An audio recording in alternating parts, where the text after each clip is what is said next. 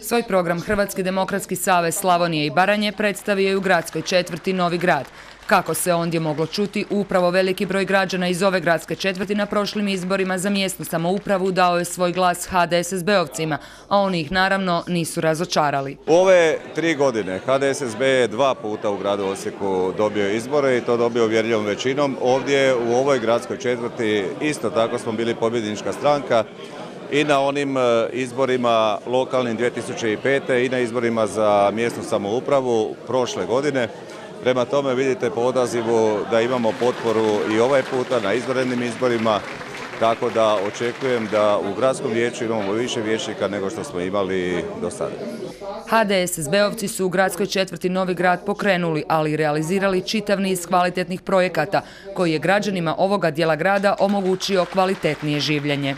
Napravio se niz kapitalnih investicija, navešću samo neke od najznačajnijih, a to je kompletna rekonstrukcija, znači od vodovodne kanalizacijske instalacije asfaltnim slojem ulica Nikola Šubića Zrinskog, Ivana Zajca.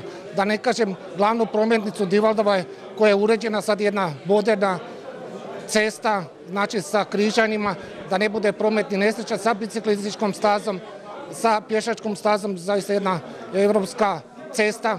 Isto tako je pri kraju je i ulica Josipa Rajhla Kira, koja isto sada je pri završetku, znači isto tako je tamo moderna parkirališta, znači biciklistička staza, pješačka staza i sad je završetak tamo kod sportske dvorane Jug 2, završetak tamo kružnog toka.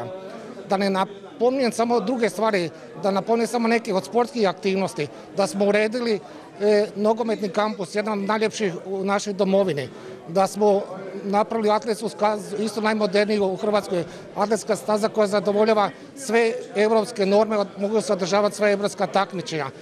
Treća stvar, isto ono što je bilo blato na zapadnoj tribini, asfaltirala se zapadna tribina. Naravno, HDSSB-ovci neće stati, već će i dalje marljivo raditi kako bi za građane Osijeka učinili još mnogo više. Nama je problem sada naselje, stadionsko naselje 2, ono preko zaobilaznice, koje treba srediti kompletnu infrastrukturu. Oni su tamo bili na kraju svijeta, tako da kažem, bez osnovne infrastrukture, čak nemaju ni cestu pravo uknjiženo, nego znači trebamo krenuti sa infrastrukturom od samog početka.